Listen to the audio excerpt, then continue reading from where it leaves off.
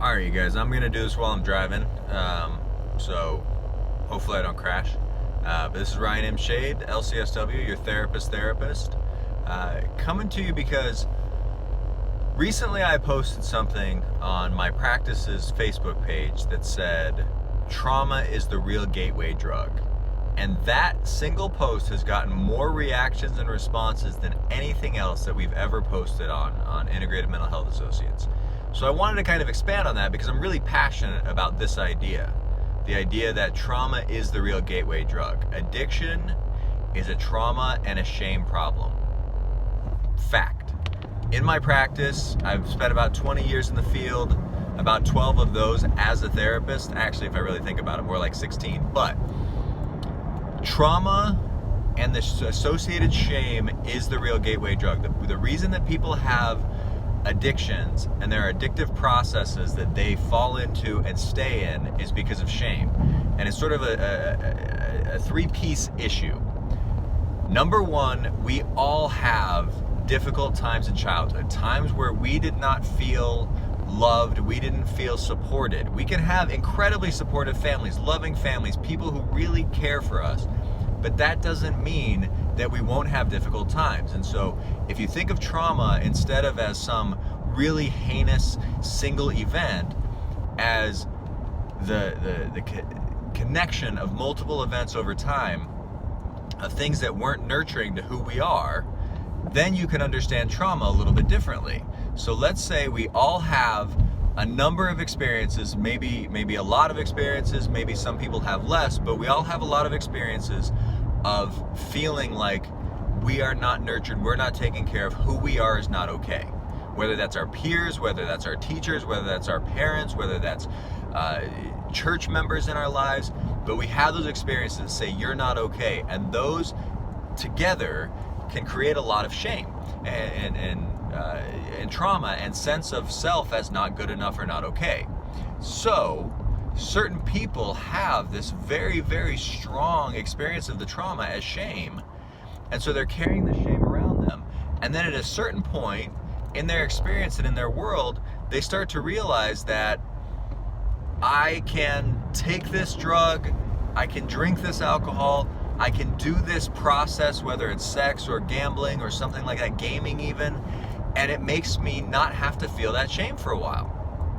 So it feels great, and it's okay, great, I don't have to feel shame. And then, of course, then I feel shame again once that thing stops working or I stop doing it. And so then I go to the next shame thing, or the next addiction, or the next piece of the addiction, or do it again, and I continue to do that so that I don't feel shame. So everybody understands, I would make the case that everybody understands that their addiction is not helpful to them, right? So if they have some addictive process in their life, and we probably all have some addictive process in our life, but when we're talking about addictions in this way, we're talking about maladaptive addictions that really cause problems. We lose jobs, we lose friends, we lose significant things functionally. We're not doing well because of this thing that we do or that we take or something like that. So we have this addictive process, and we know that it's bad for us. It's destroying things. It's making things bad in our lives. And so then we try to stop. And as soon as we try to stop, we are triple hit with shame, because we're hit with the shame we never dealt with in the first place. And that's why we were using the thing to try to feel better.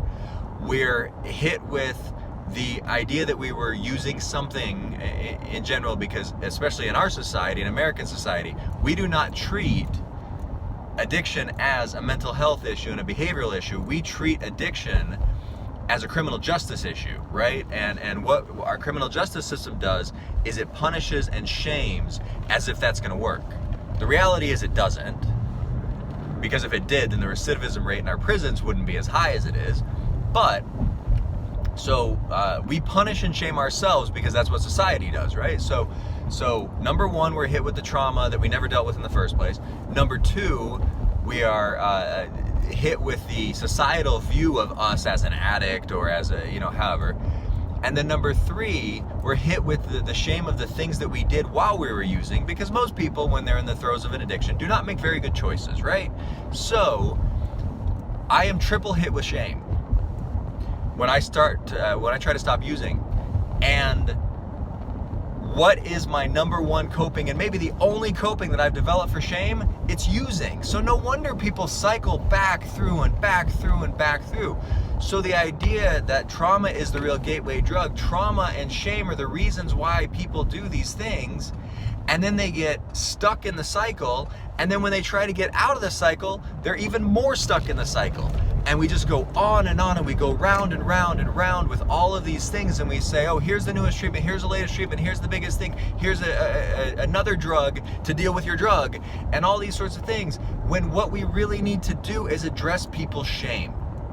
And how do we address people's shame? We address people's shame with connection and love and kindness and compassion. And I'm not saying that people who do really terrible things in the throes of addiction should say, oh, well, sorry, you had addiction, you had shame problems, so you're fine and you don't have to face the consequences of things you did. Of course, we have to face the consequences of things that we do.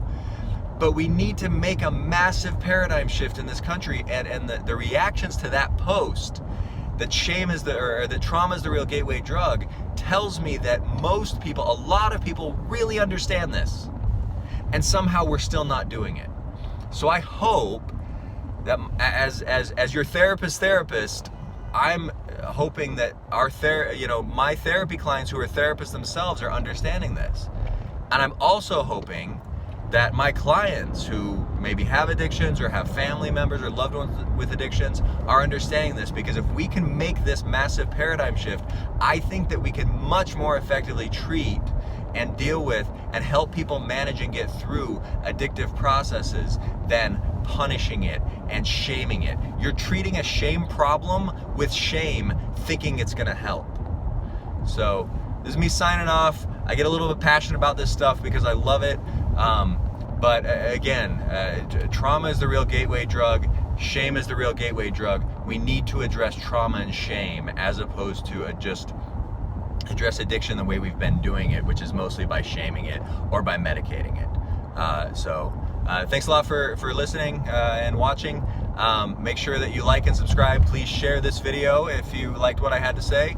And this is Ryan M. Shade, LCSW, your therapist signing off. Make sure that you take care of you.